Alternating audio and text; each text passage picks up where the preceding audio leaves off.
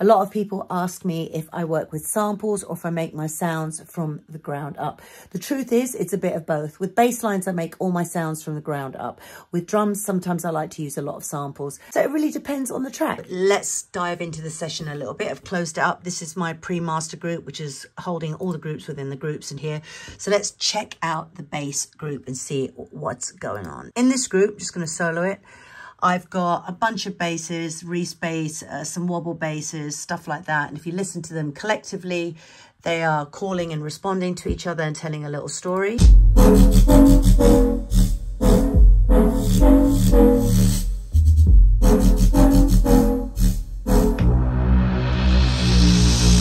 then we've got the drum group.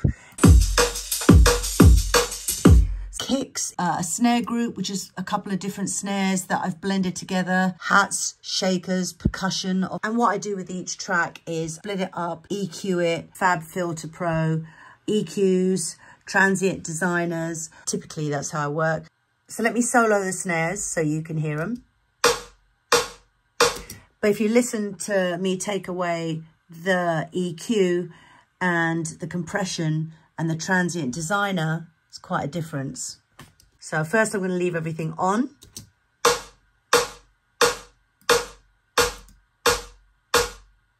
Now you may think that doesn't make a lot of difference, but believe me, on a dance floor with massive Function 1 speakers, it makes all the difference. Right, obviously I've got a bunch of breaks on here as well, and the whole thing collectively should make a nice drum sound full.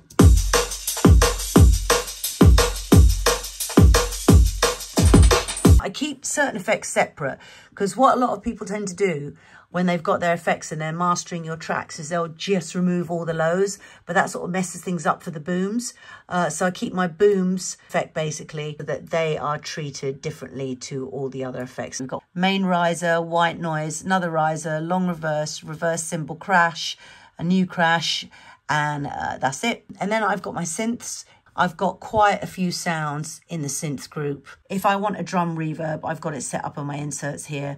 And I've also got all my other delays and stuff set up here. But I've got my Vox group. This is the most complicated group because this has Mr. David Boomer and I want to do him justice on it. So there is a lot of vocal stems. And the processing, often I do a lot of parallel processing. It depends what the vocals need. There's a lot of work that goes into making this track, but it's well worth it. And that's how I made this. Thanks so much for supporting my track, Love and Bass Your Girl. Mwah.